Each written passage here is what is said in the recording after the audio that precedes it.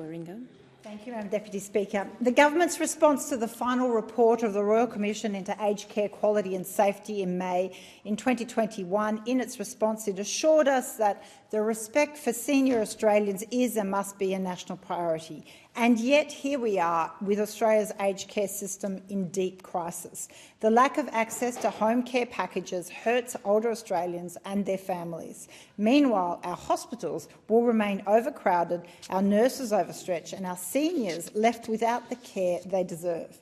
In Warringah, my office recently met with a nurse who described the heartbreaking practice of so-called granny dumping, families leaving elderly relatives at hospital emergency departments because they cannot access home care packages or aged care.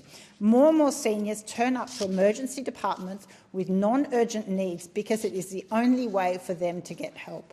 This is exhausting our health system and placing an unsustainable strain on other healthcare workers.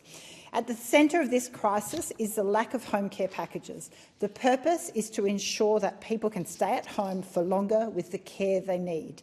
Yet today, over 121,000 Australians are waiting to be assessed. Another 87,000 have been approved but are still waiting for services. These delays mean older people are forced into residential care too early or remain stuck in hospital beds, blocking access for others with urgent needs, or simply they die waiting for help. The government promised 83,000 new home care packages in July but delayed them until November. Unfortunately, this will not work, and there is no intervening provisions. It will make do for those who have been approved, but for a short-term dent, and it puts a short-term dent in the current wait list, but it does not progress the problem. And too many are dying, waiting to be assessed or waiting for packages.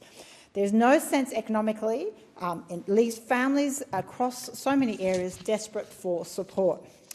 Every day of delay costs lives, dignity and health. In July, I joined David Pocock and crossbench colleagues in calling on the government to act without delay. We wrote to the Minister for Aged Care urging immediate release of additional packages, some 20,000.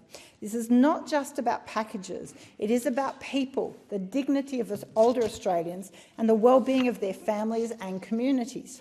We need this immediate release of current home care packages today, not 1st of November, not when it might be convenient. We need to make sure we have the skills, the committed workforce to deliver these services. So I'm urging the government to act. We've seen in question time this week constant delays and really bluster from the minister, but not real action. So it's time for home care packages to support older Australians.